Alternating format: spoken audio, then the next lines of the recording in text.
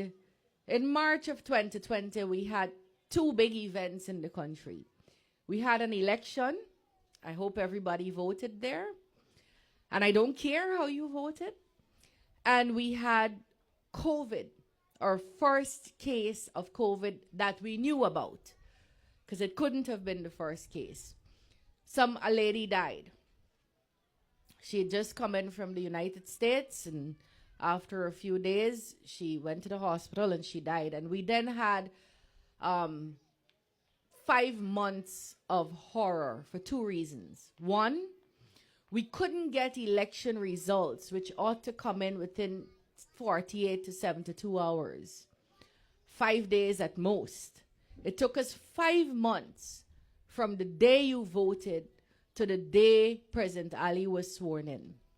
It took us the entire world, without exception, except for the Guyanese opposition, to come together to say the will of the people, the votes of the people must be counted. Statement after statement, insistence of things like if you don't count the votes, people's visas will be taken, you will be locked out of various international groups, and there'll be sanctions on the country as a whole. And then in that 5 months, so I raised that to tell you something.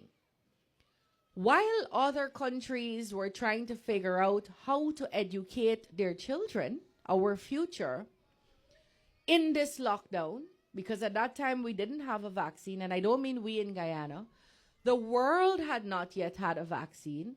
We didn't know where this was going to go. No one could predict what would happen.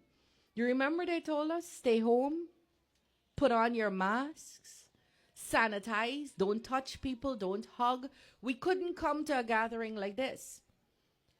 And in that time, other countries were busy trying to figure out how to get their children learning while they stayed home.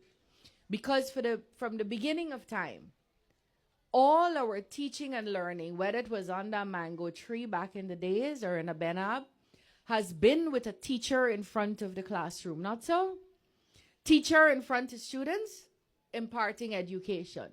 This was the first time the world as a world was being faced with the challenge of education being given, but with not a teacher in front of the classroom. So when I came into office in 2020, I was really disappointed to see that Guyana, the only country in the Caribbean with a television channel dedicated to teaching and learning, had done nothing on that channel to disseminate information, had done nothing on that channel to teach our babies, had done nothing on that channel to prepare us for exams. And you know why that was? Because the people who were responsible for making that decision were busy fighting to stay in office against your will, against the country's will. So what I met was a blank slate. There were no worksheets. There was nothing on the channel that we could say, well, while you're home, look at this channel. And we began teaching on the learning channel. You remember that? At that time, we had one channel. So we would dedicate half an hour of every day. Hello. Hi. We would dedicate, leave him, half an hour of every day to each grade. Nursery would get half an hour. Grade 1 would get half an hour. Grade 2 would get half an hour. And you wouldn't know that. But when you were seeing something in week 1, we were then preparing for week 2 because we didn't have the material. And while we were showing week 2, we were then filming for week 3.